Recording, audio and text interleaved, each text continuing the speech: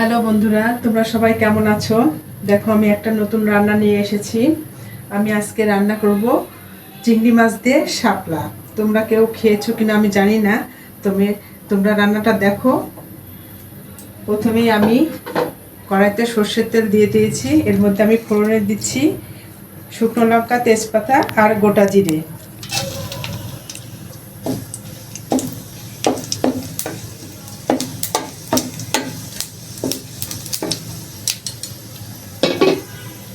এরপরে আমি দিয়ে দিচ্ছি কুচানো পেঁয়াজ।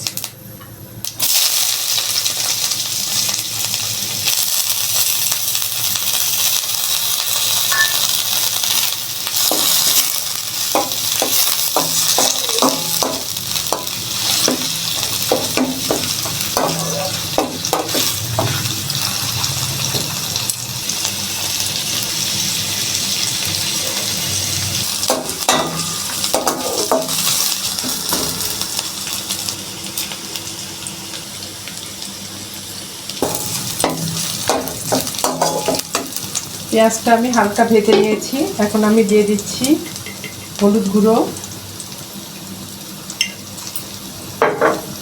স্বাদ মতো লবণ,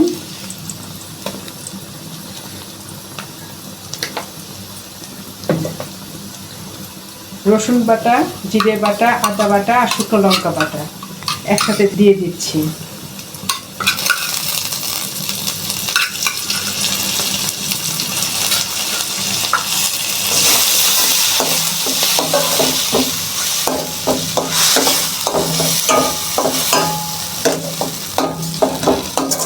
এটা ভালোভাবে একটু কষিয়ে নিতে হবে।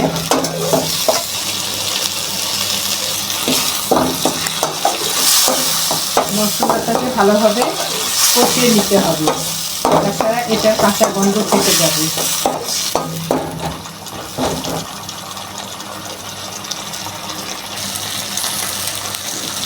মশলাটা আমি ভালোভাবে কষিয়ে নিয়েছি।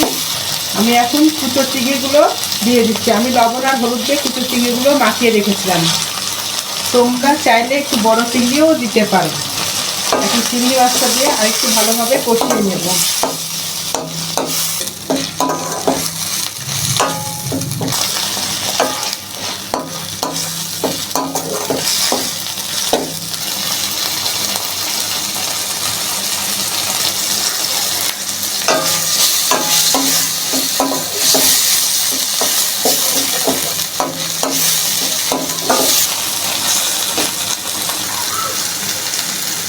আমি এখন সামান্য পরিমাণ জল দিয়ে দিচ্ছি।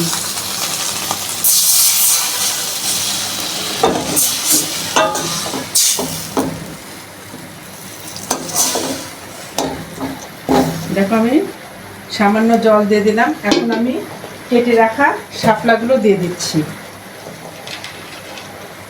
কারণ শাপলাগুলো এত নরম যে খুব দ্রুত সিদ্ধ হয়ে যাবে।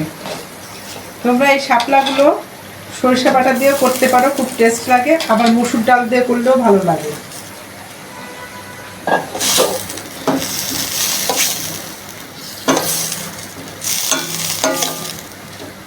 এটা বেশ শুকনো শুকনো হবে।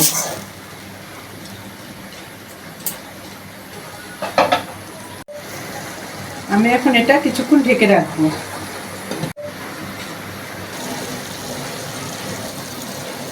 তোমরা শাপলা দিয়ে চিংড়ি মাছ দিয়ে কখনো খেয়েছো কিনা আমাকে কমেন্টে জানাবে।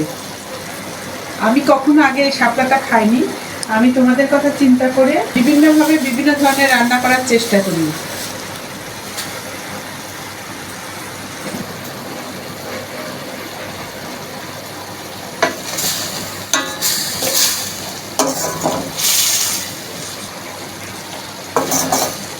রান্না প্রায় শেষ, জলটা আর একটু শুকোবে, তবে এটা খেতে খুব মজা লাগবে। দেখো, একটা সুন্দর কালার এসেছে। তোমরাও কিন্তু বাসায় এইভাবে চেষ্টা করবে রান্নাটা করার।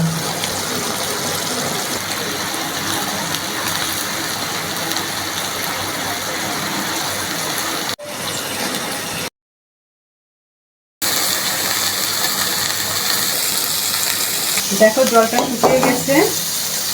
আমি এখন কুচানো ধনে পাতা দিয়ে দেব।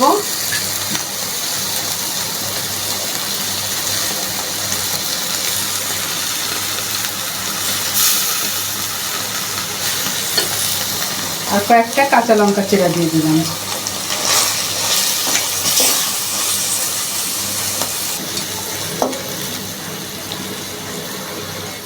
এবার চুলাটা বন্ধ করে দিচ্ছি।